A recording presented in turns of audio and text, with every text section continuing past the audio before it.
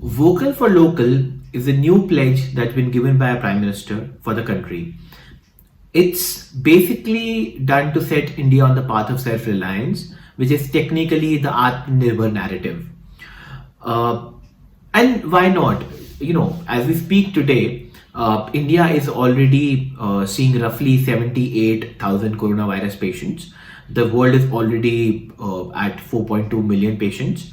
The world is in recession. Indian economy is also in not a very good shape. Right from 4% of GDP growth, we have fallen to roughly 2 and maybe less. And therefore, it's a need of the hour to support and stabilize the local economy. And I think the overall initiative of Be Vocal for the Local to Go Global is a great initiative, a great narrative. But in today's video, what we're going to talk about is three hurdles that India needs to overcome in order to become self-reliant. And I think this entire thing has a few challenges, and let us talk about the challenges so that we're able to first understand the challenges that is stopping us in becoming a country which is self-reliant, and also most importantly, let us look at what needs to be done on ground in terms of implementation so that this thing improves. Challenge number one that we see is that we do not live in a local world anymore. The world is a global village. We live in a global world. It's a global economy, and therefore becoming self-reliant 100% is if not challenging, it's technically impossible.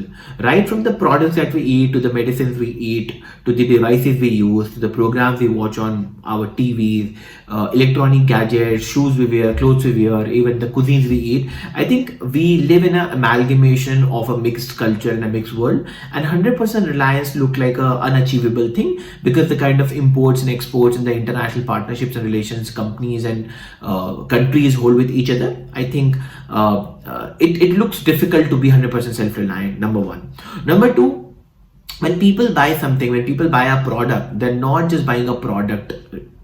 They are most importantly buying a social status attached to a product. So you would never buy a Lakhani over a Nike, or if you'll never buy a local phone over an iPhone, considering you have that buying capacity. And of course, a lot of there's a counter narrative to this entire thing, or a counter fact to this entire thing. There's a huge market out there which might not be able to afford iPhone or Lakhani. People from middle class, upper middle class, who fall into the spectrum of the biggest buyer group of the country, or who have enough disposable income to buy branded products or buy product, would definitely prefer to buy a better brand. The third challenge that we see is competing against the biggest manufacturers across the world, and most importantly China.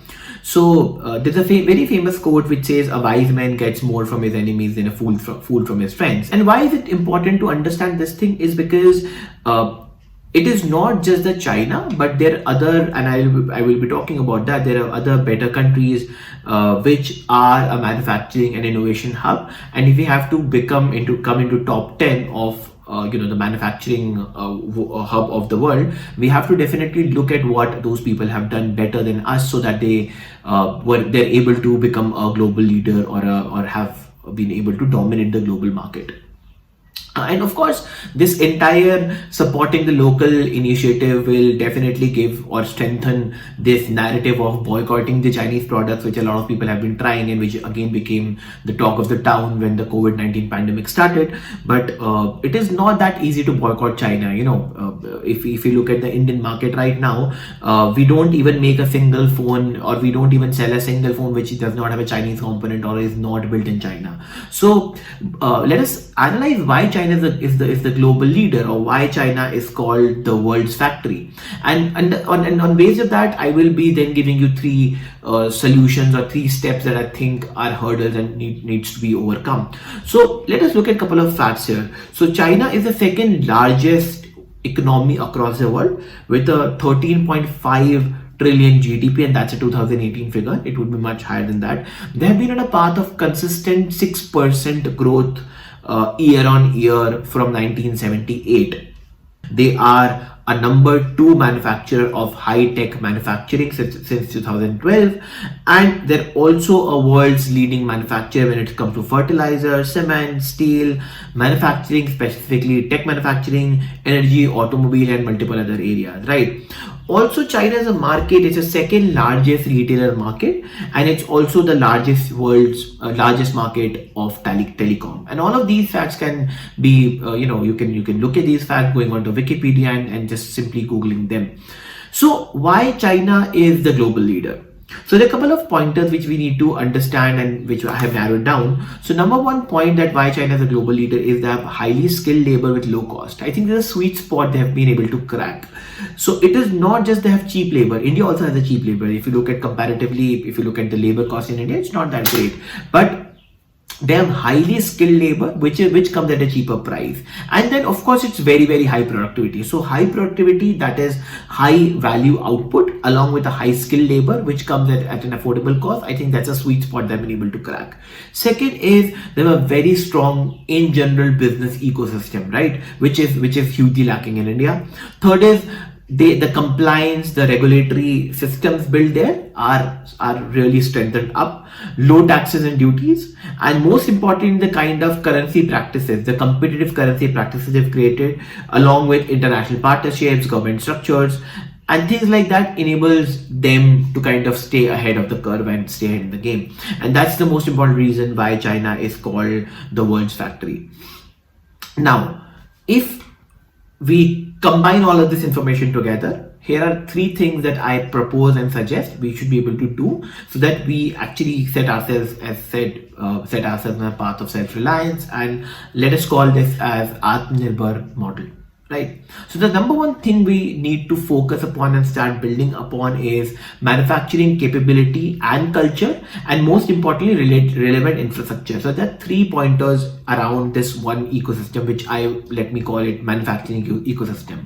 So number one is manufacturing capability, manufacturing culture, manufacturing infrastructure, skilled labor, and most importantly, combining all of this together, capacity to produce at scale.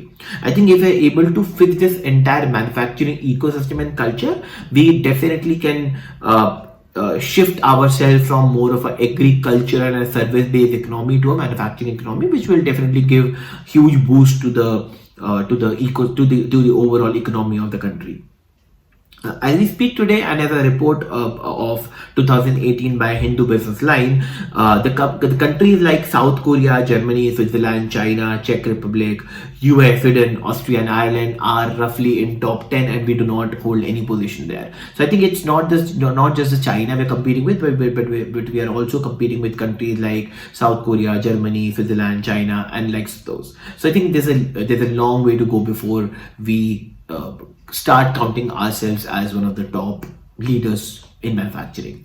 Second thing we need to also fix, which is basically, you can call it a foundation of manufacturing, is innovation ecosystem. So although as a country we have got organizations and foundations which strengthen the grassroots technology innovation, and we have done a couple of moments to support and strengthen the grassroots innovation, but the challenge is that we do not have a rock solid innovation ecosystem in the country, and commercialization of this innovation into our product is again hugely missing. So if we look at the global innovation index, India although jumped from a 57th position to a 52nd position in 2019, and this is according to a Forbes report, but still we are at 52, right? If we have to become, as I said, self-reliant and compete with top 10 countries as a manufacturing hub, I think there's a huge gap, and a lot of activity, lot of efforts still have to be done there.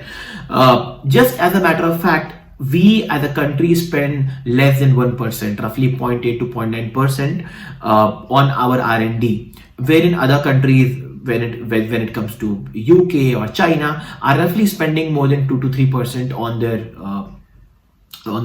their R&D. So I think a lot of spending has to be done, and innovation ecosystem needs to be strengthened, which is hugely missing.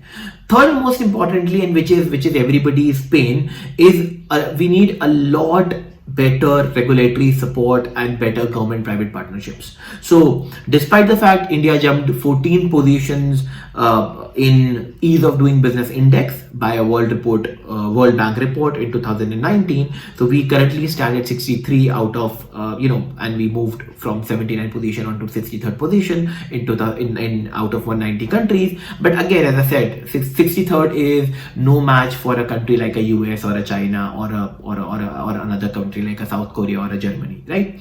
So a lot of things have to be done there as well. So better facilities around ease of doing business, better reforms, better policies, better regulatory support, I think if done correctly, will again give a boost to supporting the local economy. Summarizing it all together, I think manufacturing capability, innovation ecosystem, and real on-ground support are three things which are the need of the hour. Most importantly, a lot of this can be strengthened using right implementation of the policies. So we already have a Make in India policy in place. We already have a Digital India policy in place. We already have a Startup India policy in place. We already have a Skill India policy in place. So it's not like that this is not, or this hasn't been on the radar of the government. The government has already has always been trying to implement a couple of things, but a more focused implementation and execution on ground is what is required. Just as a matter of fact, and that's a very interesting thing that I found doing my research when I was researching for this entire video. China has something called as a talent policy that enables them to retain high quality talent, where India has been suffering from a brain drain from a lot of years now. So I think it's a high time we start focusing on real ground implementation and not just making policies if we really have to become a world leader in manufacturing, in innovation, and set ourselves on a path of self-reliance and be a world leader again. So I think this is all from my side. I hope this would give you certain insights, and most importantly, if you are a startup, if you're a business, would give you a basic framework in order to, or if you're a stakeholder from the government, this will give you a basic framework in order to what you need to fix on ground in order to boost the economy. And I hope and I really wish that all of these things get implemented as soon as possible, so that we're able to bring the economy back on track. So that's all from my side today. Thank you so much. If you like this video, please share it with your friends, share it with the relevant business partners in business ecosystem. And I hope and I wish that this video reaches to as many people as possible, so that they're able to get this insights. And for more, follow us on Codesign Labs other social media platforms, and do like, share, and subscribe to our channel. Thank you so much.